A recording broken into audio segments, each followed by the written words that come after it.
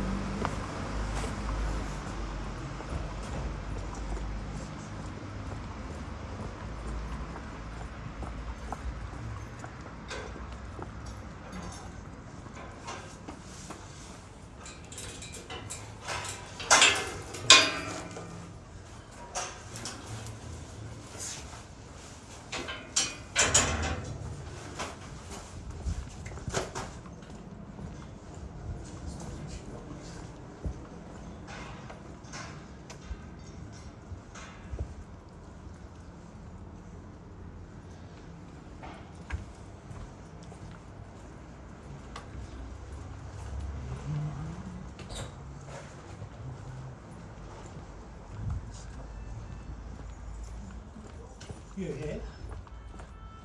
Yeah. Excited.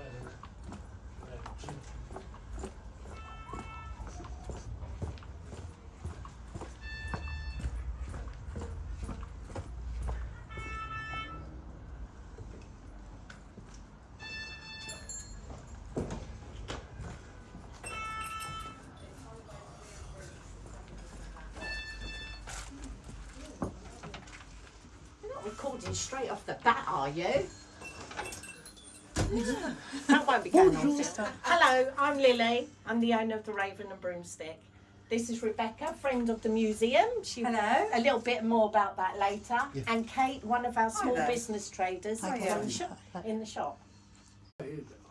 Was there sort of a dislike for paganism and prejudice with regards to what you do? It was very underground. Not a lot of people spoke about it. Even though it seems really popular now, witchcraft, it was really, really underground back in the 80s. It was very quiet and not a lot of people.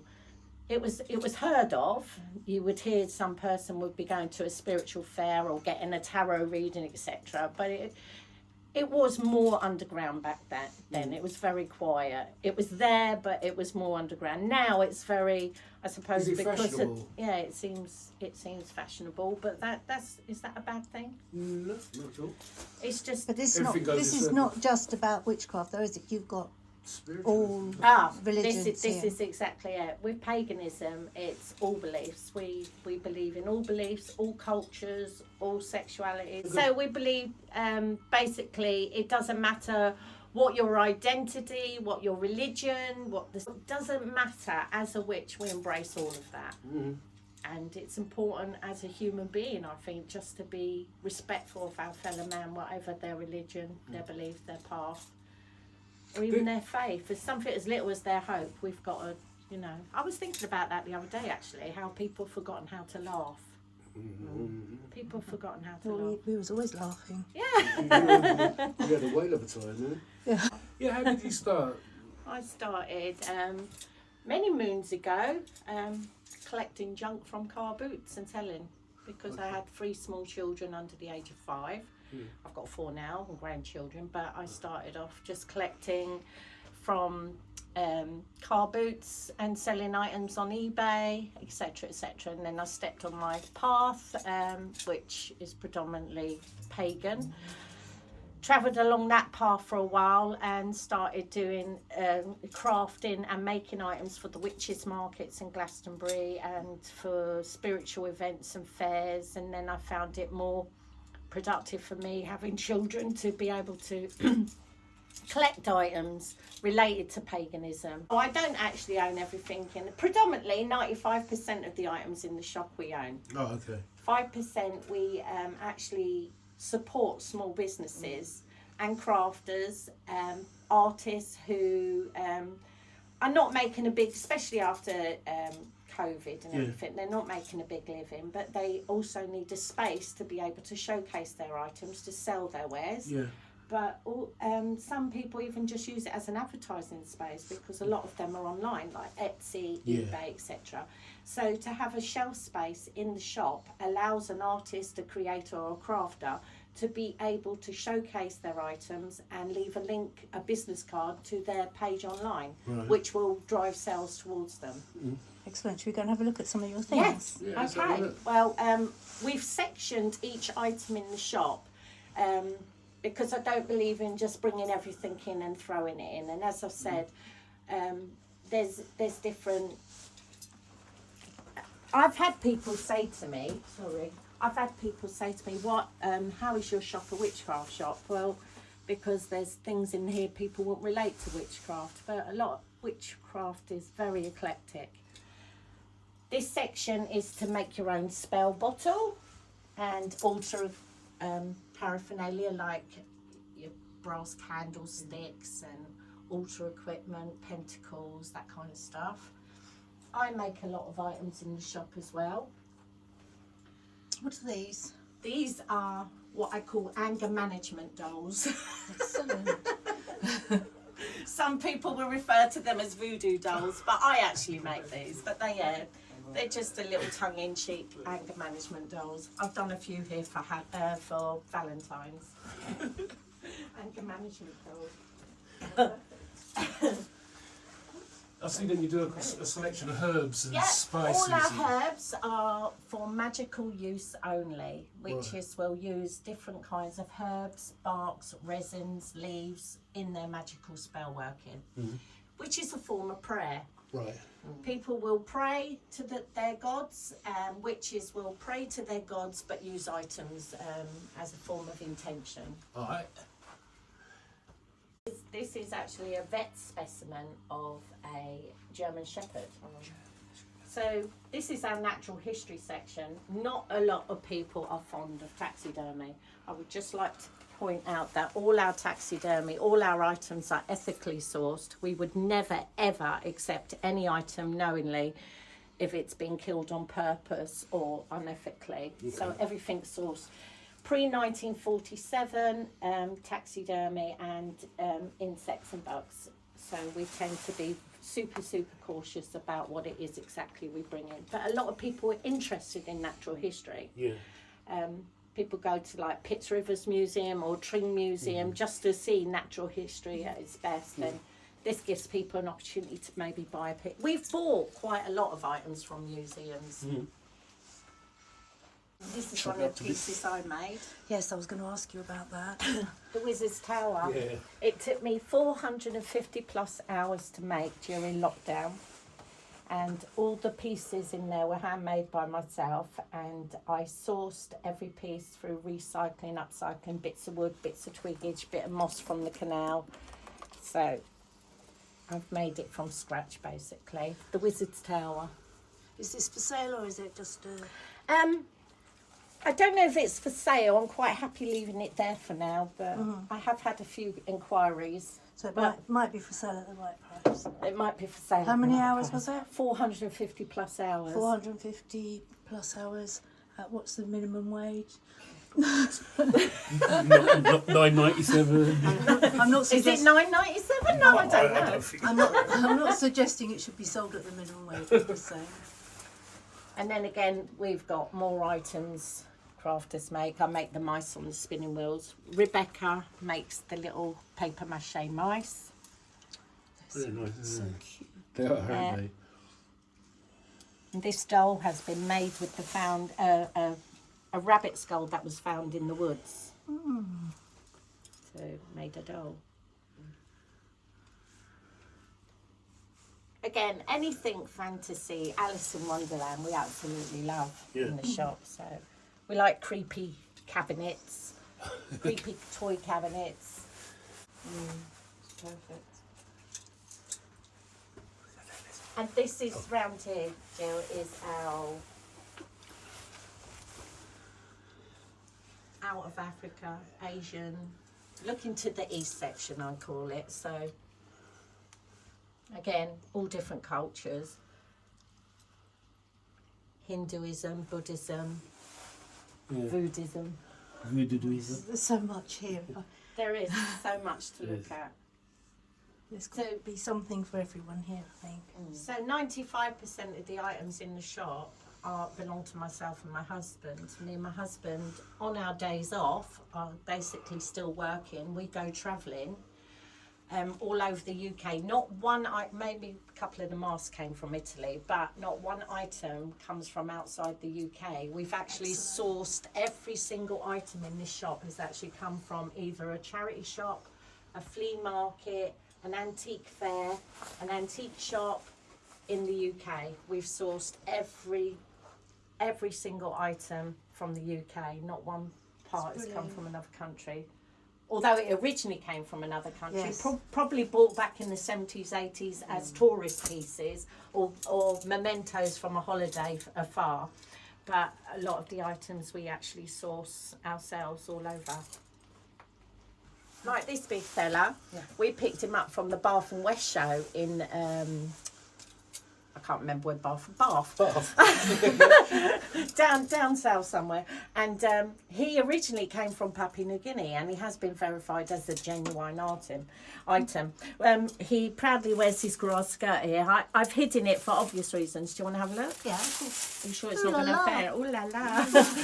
So it was probably used as a fertility kind, but we know it's Papua New Guinea because of the shells, and it has been verified as a genuine article. A lot of them How much is that? Sorry, you know. to buy. Probably in an antique shop in London, you'd be looking at 1,500, 2,000. Here you can buy it for 895. There you go, bargain. Bargain.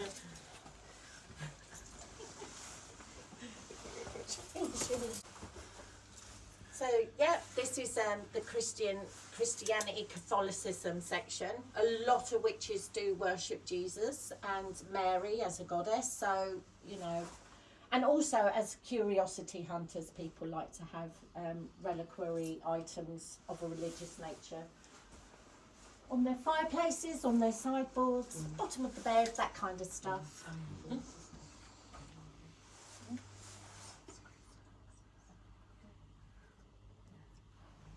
Crystal balls. So this is our Harry Potter section. We don't really have a very large Harry Potter section. The whole shop is encompassing witchcraft to me, so I don't feel like we have to emphasise. But we do have so many children come to the shop, and for them to have that wizardry witch relationship that they're used to on TV, Harry Potter is the one for a lot of children. They will come in and buy wands and Harry Potter items. A lot of these items, again, apart from Donna, who makes these wonderful Harry Potter bottles, a lot of these items are thrown into charity shops, and we find them, pick them up and bring them to the shop. Recycling, important thing for us. Everything you see in the shop is not brand new, it's not wholesale, it's actually bought, as I said, second hand.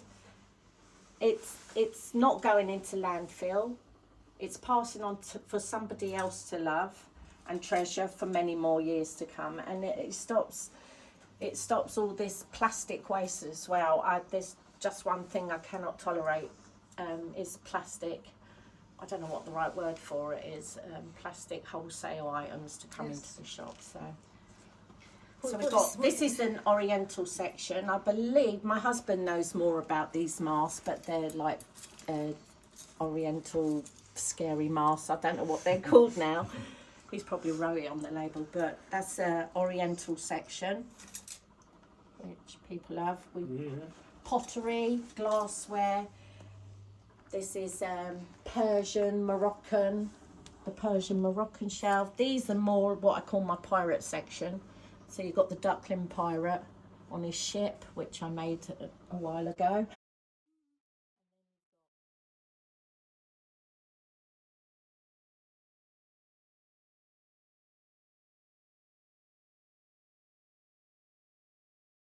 There's a big association with Masonic items. A lot of witches I know are Masons. Right. And this cabinet's the familiar cabinet, so anything a witch would have next to her: toads, frogs, owls, bats, rats, cats, you name it, they're all there for the witch's familiars. And then we've got Victorian items,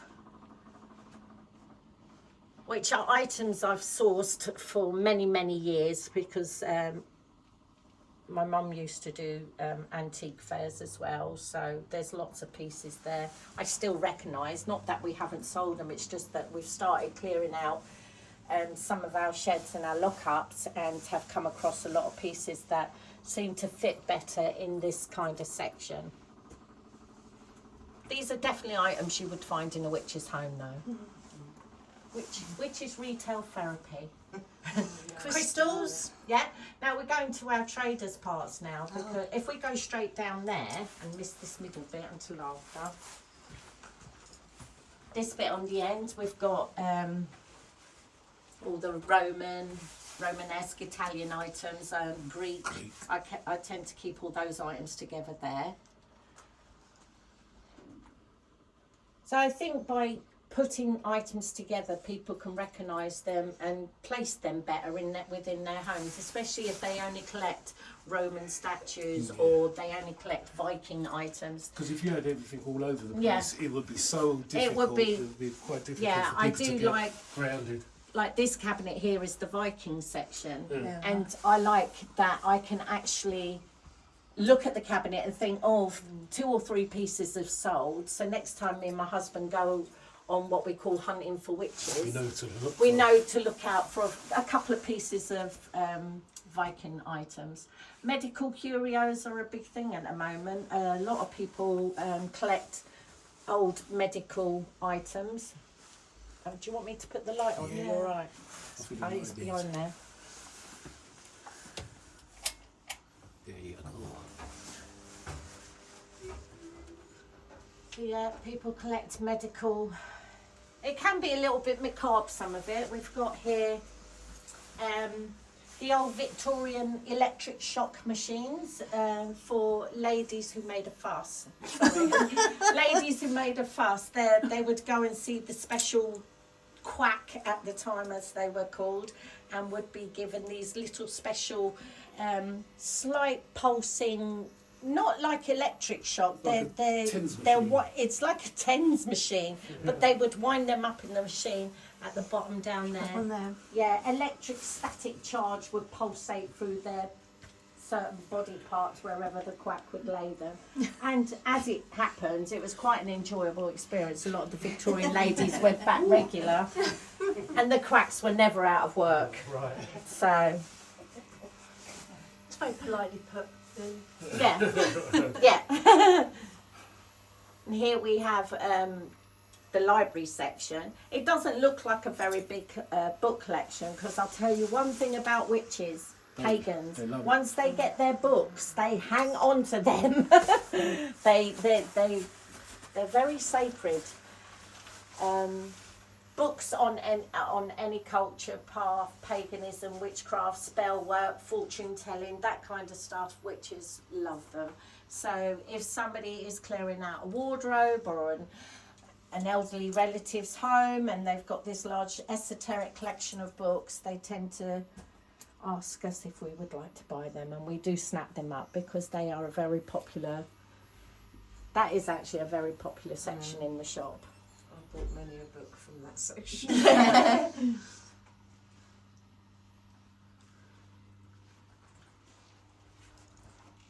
Yeah, so those kinds of things. Yeah, again, things picked up from antique fairs, flea markets, etc.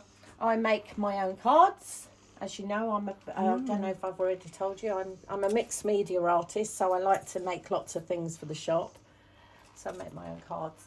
This whole middle section here,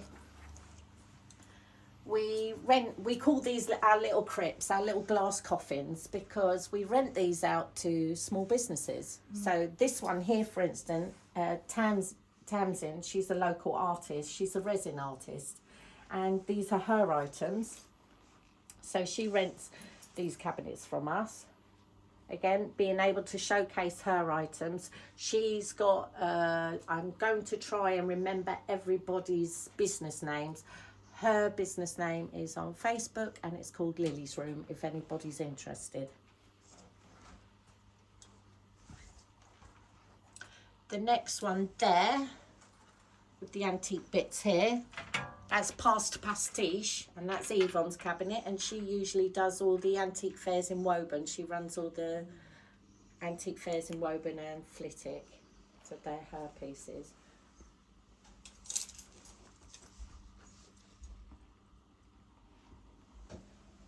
Fabulous. Yeah, lots of items on the top. Too big to have somewhere else in the shop, but they're all up there. Globes, hands, anything that's sort of that kind of decor. Unusual, esoteric decor. Are you going to that side? I'll introduce you to Kate. Kate? Sorry. This is Kate. Hi. Hi, Kate. Hi there. Well, this is my cabinet. So when I came here, we started, this is my neighbour's cabinet as well. So we shared a cabinet because we're both sort of emerging, I suppose. Mm-hmm. And it was nice for us to be able to share a cabinet so that we could sort of get started. And then things with myself have taken off a bit. So I now have a full cabinet. But it's so important to have somewhere like this, basically, because for years I was crafting and doing mainstream and not so mainstream, but I didn't really have anywhere to showcase my not so mainstream work. And so it was really important to be able to find Lily in the shop so that I could then, you know, showcase what I've got. So it's costume jewellery, weird and wonderful things, my little horrible goblin things are there. I love those vases. Yeah, they're crazy. And then I work with skulls and wings and anything that nature decides to give me. And then my neighbour here works a lot with clay. And she's into tongues at the moment, in case you couldn't tell. Tongues and little devils, but I love the devils. They're so gorgeous. And this box here, the tongue actually lifts out so that you can put stuff inside it. But, and then this is Philippa's handbags. I've got one of her bags. They're amazing. She hand makes them from scratch, and she uses, again, leather and various different materials. She makes, these are like little foraging bags, or you know, for dog walking bags as well, and they're great. And her handbags are such quality; they really are amazing. Yeah, definitely. The next one is Kelly's cabinet. I can't remember what the name. Goblin Lakes, I believe she is on Facebook. And that's a mixture of all different sorts of things. Isn't That it? she sources as well, and I do believe she rents space at Vintage Retreat also.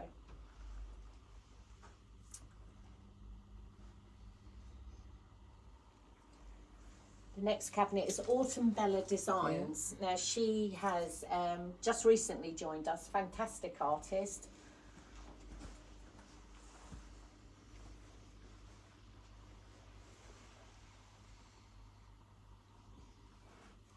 And the top shelf one on the next one, Nikki, in the glass cabinet, she already trades at Leighton Buzzard Market, on the craft market. And she also sells her wares. Dolly and Peg on the next one. They're so cute. Lily, from cabinets, do you find your colleagues to go on elsewhere, maybe open their own shops, or? I hope so. Yeah. I hope so. Everybody has this idea when you're a crafter that you're going to have your own little shop one day Yeah, soon. yeah. Or whereas whether it's antiques or crafting, or a little witchcraft shop, people love them. This is Kate's Hair Girl. She's actually on YouTube as well. These are her items. Yeah, people endeavour to strive for those kinds of things. You start off as a little crafter, and then all of a sudden you get bigger and well known, and you need a bigger space, and that's how it would progress naturally. Yeah. I don't know personally how far everybody wants to go, but it's nice when you stretch further than you ever thought you would. That's right. It's a nice natural progression when it comes to. See, I think I would still keep my shelves here, my cabinet here, because Okay. it's built up. Like, there are people that know my cabinet's there, Yeah. Yeah. and they then find me on the internet, Facebook, Instagram, from the cabinet in here. Yeah, yeah. So even if I was to go elsewhere, I'd probably still keep keep the it here. cabinet Well, here. that's exactly Yeah. what we've done, because although we started doing spiritual fairs and markets, we then got a little unit at G-Dad's Collectibles Antiques place that used to be in Wolverton. They've now moved up to Havisham, and we still have a unit with them. Yeah. We put items in there that wouldn't specifically Go here. fit the genre of this shop, but we do have items up there. So yeah, I would still trade with other antique places, no problem at all.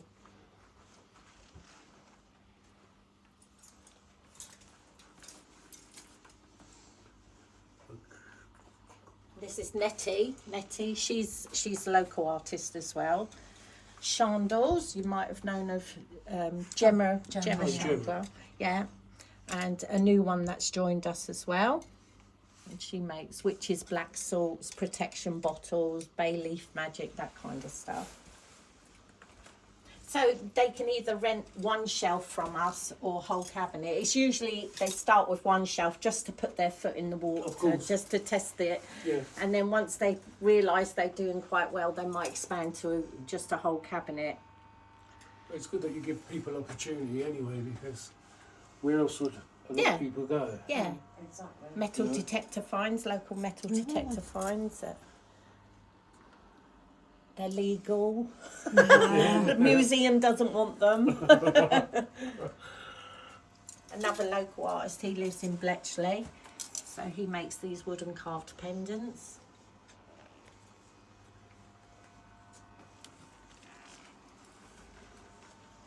And then we have Mary May's Emporium. They're also on Facebook. And they do a lot of the alternative markets and spiritual events as well.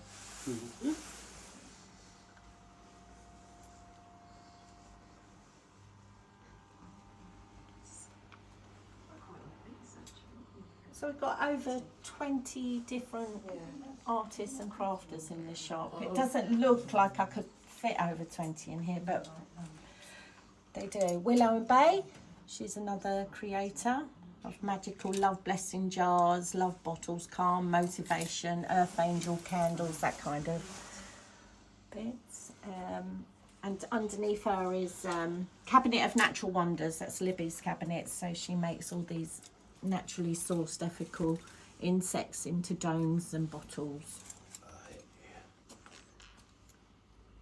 We've even got a lady who lives all the way down in Avebury. She's an artist, and she sends her items up to us as well to sell. Something for everyone. Yeah, definitely. Yeah. It's not a witchcraft shop. I just think it's more pagan retail therapy. Okay. I like that. That sounds good. Must be really excited about opening the museum. Yeah, we are really looking forward to the museum.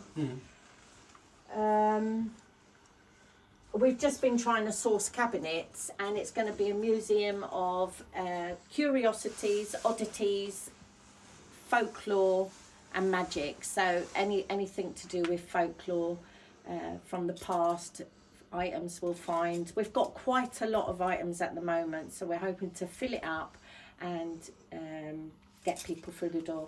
And Rebecca's going to be helping me with the museum, friends of the Yes, museum. I'm looking forward to it. Yeah. Excellent. We'll That'd come be back interesting. when that's up and Yeah, running. when that's up and running, Yeah. Rebecca will show you around the museum. At the Yeah. moment, we've got a few haunted. We've a lot of items donated to us as well. A few haunted items, I don't want to say too much what we've got, No. but we have got some interesting pieces. I'm sure any age range will be happy to have a look at out of curiosity. How do you make money from a museum like of that type? We're not going to make money. Every bit of money that comes through the museum will be donated to charity. Taking out the rent and things. Yeah. Oh, we, right. we will Right. we'll, Oh, that's we'll really- take out whatever is required to run the museum. Yeah. After that, we will be donating all the money to charity. Do you know what charity is yet? At the moment, no. Probably a lot of local charities. Yeah.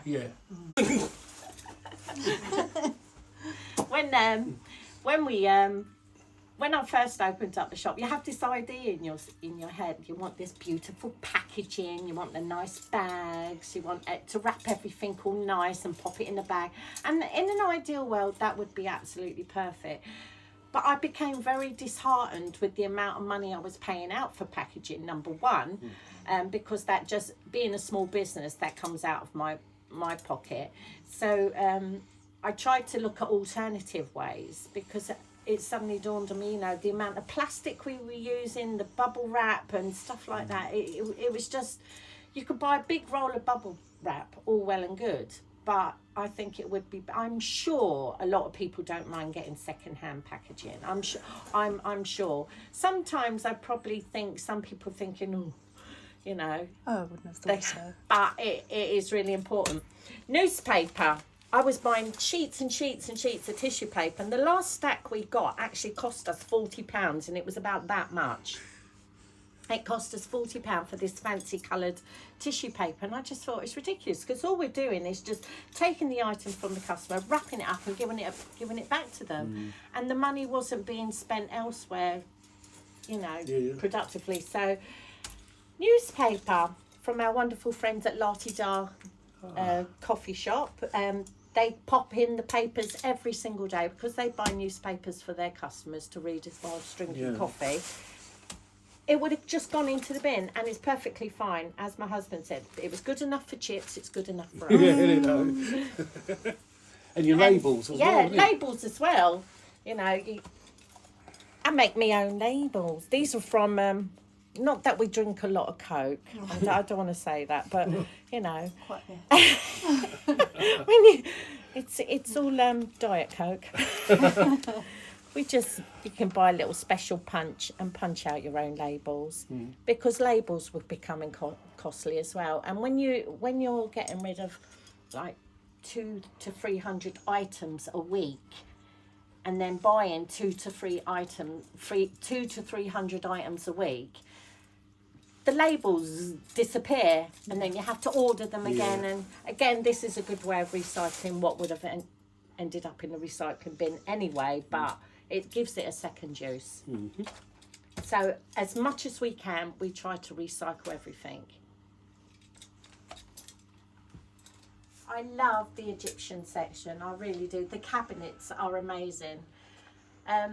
We were very lucky to actually pick up one cabinet, and it was that long ago, I can't even remember where I bought it from, but I thought it was absolutely perfect to put the Egyptian items in.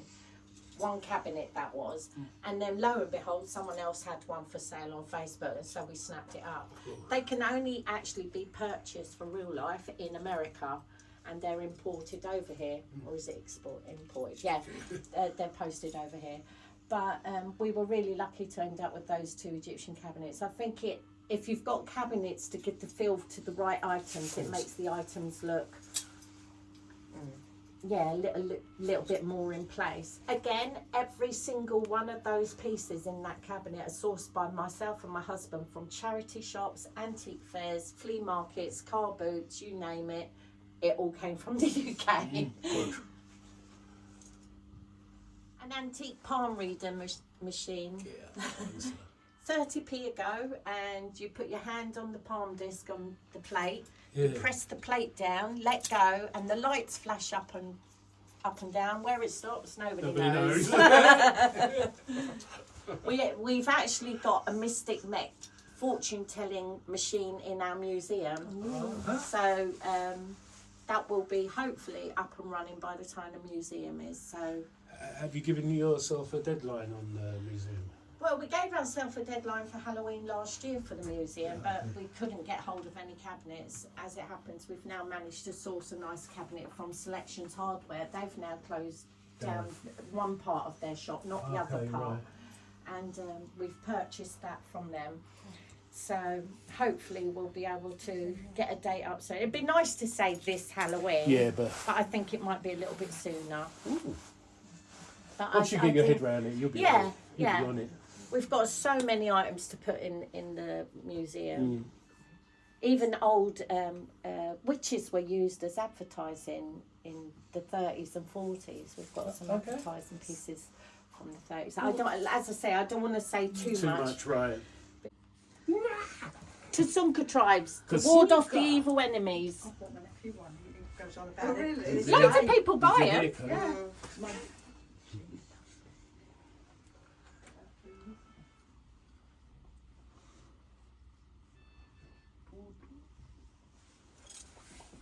Lovely.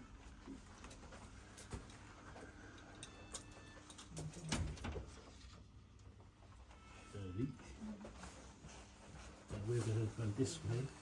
You're going to turn and say bye-bye. It does. Okay. Lovely. So thank you. No, thank you for the walk around our shop. It was lovely to. Thank you for showing us around your lovely shop. You're more than welcome. It's fantastic. You're more than- Amazing. Thank you. It's just, yeah, so much. Right, ladies. Thank you. Lily, we talk soon. Nice to All meet right you too. then. Take care. All right, with you. Bye, love. Bye. Music to that, aren't